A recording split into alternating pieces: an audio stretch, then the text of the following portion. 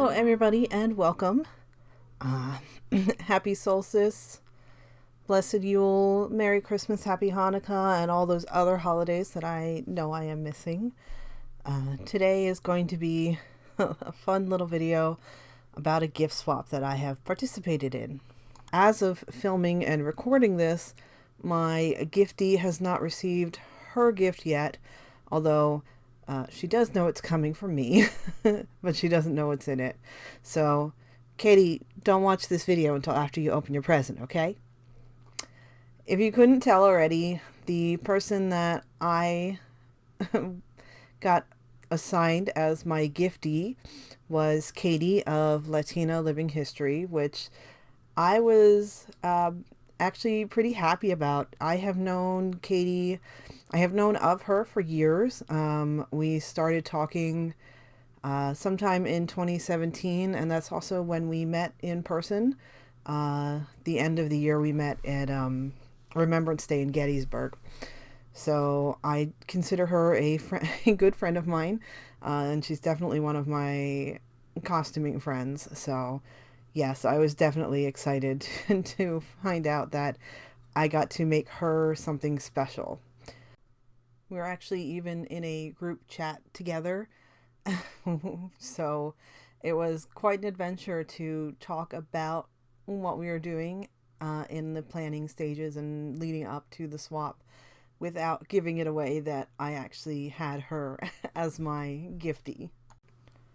I bounced around a whole bunch of ideas as I was trying to decide what it was I really wanted to make for Katie's present, and eventually I settled on what you see me working on here, and this is a pence purse, or it's also occasionally called a pitcher purse or pitcher jug, but basically it's just a small coin purse. And there are various examples from throughout the 19th and early 20th century. So while I know Katie's favorite time period is Regency or the early 19th century, she does dabble in other time periods as well. So I figured this would be a little fun thing that she could add to her various impressions. I stuck with earlier sources when I was looking for a pattern, primarily my books that were published in the 1840s. And there were really only two patterns for pence jugs. And when I say two patterns, there was one pattern that was repeatedly published in several books that was basically the same pattern over and over again with just slightly different wording. And that one was knit from the top down. And then there was a second pattern that I only found in one of my books that was knit from the bottom up. And neither of these patterns really thrilled me. They were both kind of boring. But there was also another part of each of these books that have decorative stitches that can be used for a variety of things and are recommended for a variety of things, such as shawls, doilies, curtains, cushion covers, and purses. So what I chose to do was combine the bottom up pattern with the decorative leaf pattern that you see me working on. Once I had fully knit the purse in my absolutely favorite green silk yarn, I needed to block it. And I used a very not period technique to do this blocking. Yes, that is a balloon inside the purse. To block it, what I did was I wet it down, and then I just very carefully blew up the balloon inside the purse to the point where I felt the leaf pattern had opened up enough to be nicely visible, and then I just left it overnight so that it could fully dry out into shape. To finish it, I then put the ring in place. The ring is what holds the purse actually shut. And then I sewed the handle on so that it would not fall off. I was told it was bad luck to give someone an empty purse as a present, so Katie's getting my 2 cents in there as well. And then it was time to wrap up the rest of Katie's presents. There is the cutest ever cactus mug, which she requested, a face mask with Christmas dogs on it, and a whole bunch of sewing clips. I was gifted a ton of them a while ago, so I'm passing some on to Katie now. So this might sound a little weird, but I honestly love wrapping presents. It's just something I really enjoy doing, and I don't get many opportunities to do it. So of course I was gonna have a little fun with wrapping Katie's presents as well.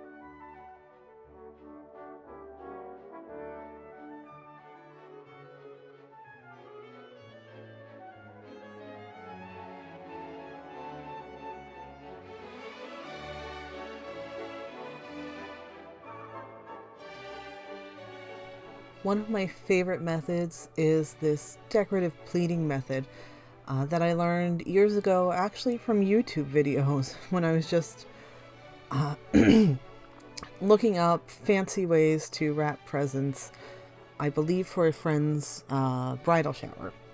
So since I had two nice, sturdy, solid boxes, I used this for two of Katie's presents as well.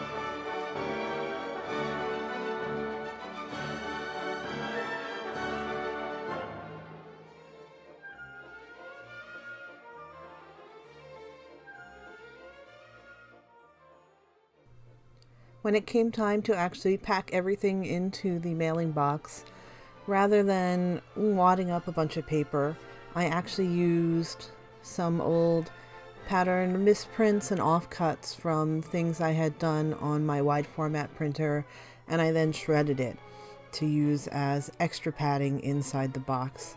So and they went to a better use than just getting thrown out or recycled. I really hope you enjoyed watching this video. Once I get my own gift in the mail, I will of course do another video so you can see what I have received from the person who is making my gift. And hopefully that will come soon. With the current state of the U.S. Postal Service, I'm not entirely sure when it'll show up, but we'll see. Thank you guys so much for watching. Please like this if you enjoyed the video, subscribe if you want, and I will see you guys again soon. Bye!